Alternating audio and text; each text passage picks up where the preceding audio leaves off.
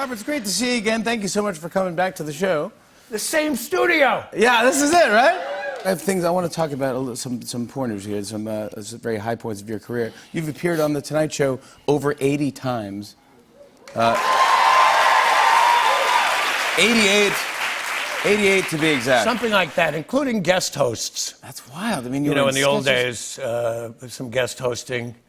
You have over 70 film and TV credits. You were the first comedian to have an HBO special. You went on to have 9 HBO specials. That was big, because that changed things. Pay TV. Yeah. You could even use a naughty word or two. Or two.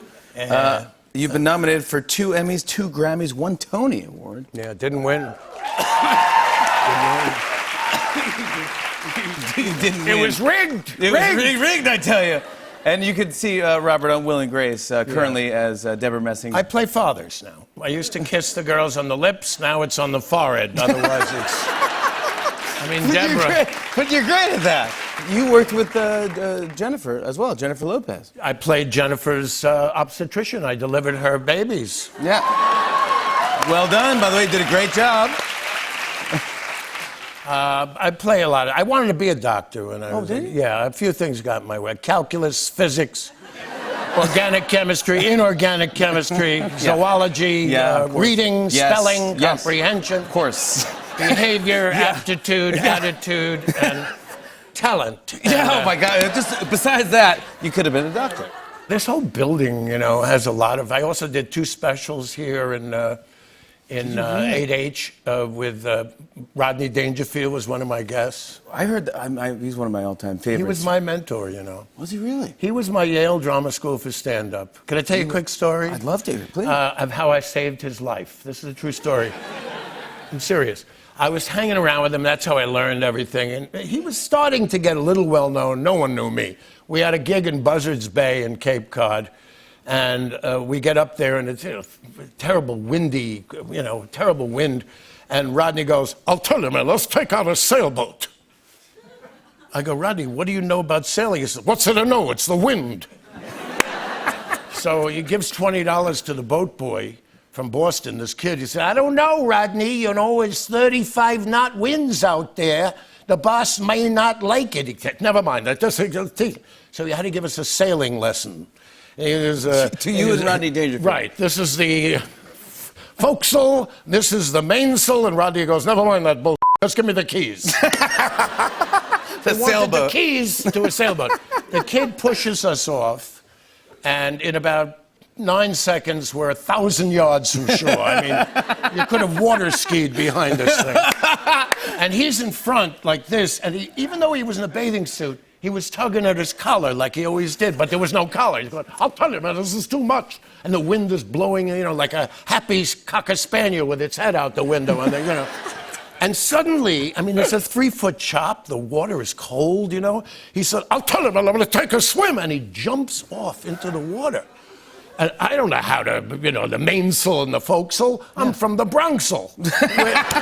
We're not a sailing people from the Bronx. The Bronx. Yodi hody, those songs. In the Bronx, it's only yo. There's no hody ho. No hody ho, yeah, of course, the Bronx. So I do the best I can. I put the rudder all the way to one side and made a nice tight turn of 6 miles, wondering what I'm going to tell the New York Post when I come back alone, Yeah, were you jealous of Mr. Dangerfield? And a blue hand comes over the thing. He just made it. He was almost giving up. Wow. He really was. And because he was smoking 2 packs of Marlboros a day. He wasn't exactly Spitzer, one of these swimmers. But drowning. He sounded like you would imagine Rodney Dangerfield would. If he were drowning, he went, I don't think I've ever heard an impersonation of Rodney Dangerfield drowning. That's a fantastic. He was a remarkable, remarkable man in many ways. Not all good, not all bad, but he was. We had a very close relationship for a long time. Did he give you any advice on the Tonight Show? Yes. When Rodney was very undisciplined in elements of his life, shall we say, but when he had a Tonight Show to do, he started months before collecting his jokes. He called it a necklace. He had put 19 jokes together, and he wrote them on a shirt cardboard from the laundry. And he was attentive because he used to tell me, "The Tonight Show, okay? You got millions of people watching you, okay? You know, That's such a good and you impression. gotta, you know." He told me that you had to prepare. And Johnny was, you know, extraordinarily generous if you did your work, and then sometimes only he and the band were laughing. And you know, I must say the same thing about you. You're a wonderful laugher. You're a joyous guy. But it was my living. I didn't do sitcoms. I didn't want to. So that my career was really created basically by The Tonight Show. How did you get on the first Tonight Show? If you not Well, know?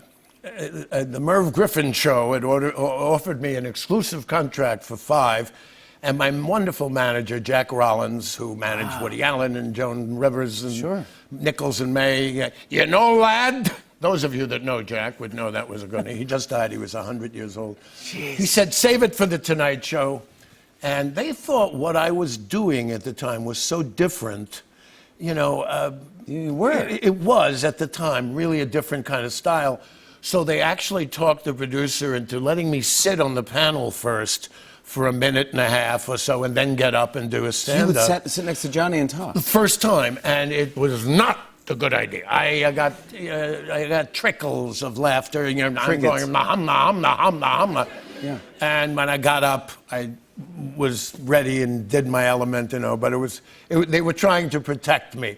But then I started doing it so much in one 12-month period. I think I did it 8 or 9 times, you know, writing material, and it made my career. So it was extremely important. Look at you. It's not doing badly for yours either, pal. That's great.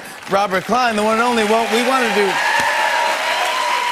wanted to honor and commemorate this year being your 50th anniversary of your first Tonight Show appearance. So we took the dates from your appearances from 1968 through today and had them framed. Look at all that. It's every single date. It's every single date. Robert Klein, everybody. Thank you for entertaining us for all those years. Honored to have you on, buddy. I love you.